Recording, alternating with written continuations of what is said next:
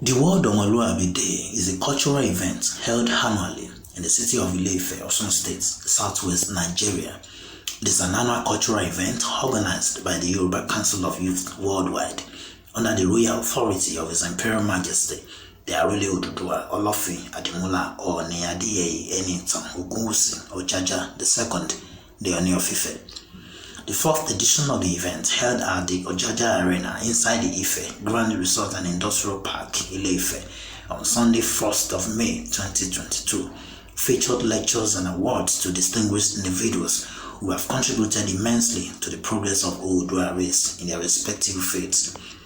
In his address, the global president of the council, Aare Barrister Oladotun Hassan, said the festival is organized to provide an avenue for the celebration of the Yoruba culture and to discuss pertinent issues of cultural and national development. He decried the alarming rate at which the Yoruba cultural ethos are diminishing in the society with corresponding negative consequences, and fighting against this situation, he said, remains a central point of the council's mandate.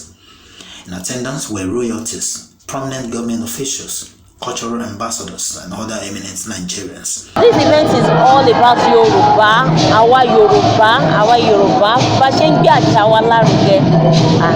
So I teach for the past 3 years now. This is the 4th one. So wọ́n dẹ̀ fi ń gbé àṣà wa lárugẹ.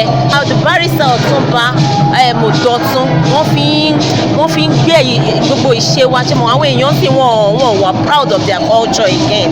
So tó jẹ́ pé àìṣẹ̀ṣe wa ti fẹ́ máa wọ mi, ṣùgbọ́n thank God for barrister Ọ̀túnba Oladotun tí wọ́n fi ń gbé àṣà wa lárugẹ, tó jẹ́ ká àṣà wa pamọ́, tó jẹ́ ká àṣà wa ṣègbè.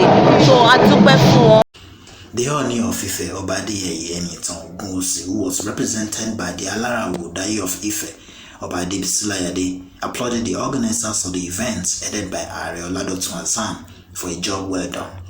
The foremost traditional ruler and head of the entire Yoruba race worldwide reiterated his continued support for projects and programs that are aimed at amplifying Oduduwa cultural voices.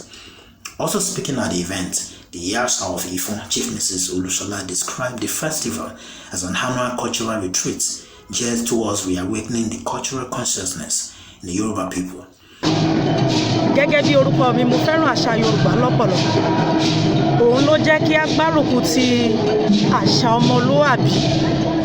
Òun ni ó jẹ́ kí a fọwọ́sowọ́pọ̀ pẹ̀lú Ọ̀túnba Dọ̀tun tó jẹ́ ààrẹ worldwide gbogbo Yorùbá lápapọ̀ láti gbé àṣà wa lárugẹ fún ayẹyẹ ọmọlúwàbí tí ìkẹrin tá à ń ṣe lénìí. Àṣà Yorùbá dára púpọ̀, ó yẹ kí a gbé àṣà wa lárugẹ. Ìṣẹ̀ṣe wa, àṣà wa kò gbọdọ̀ parun.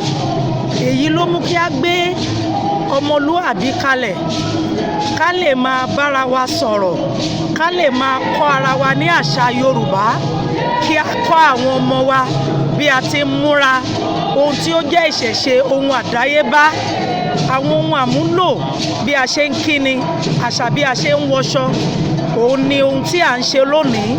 A fẹ́ fi kọ́ ọ̀pọ̀lọpọ̀ lẹ́kọ̀ọ́ kí a mọ ohun tí à ń pè ní oríkì orílẹ̀. Ọ̀pọ̀lọpọ̀ ọmọ ló ti sọ oríkì orílẹ̀ wọn nù. Ọmọ mìíràn kò mọ bí a ṣe ń kí ìlú, débi tó máa mọ bí a ṣe ń kí oríkì orílẹ̀ Yorùbá.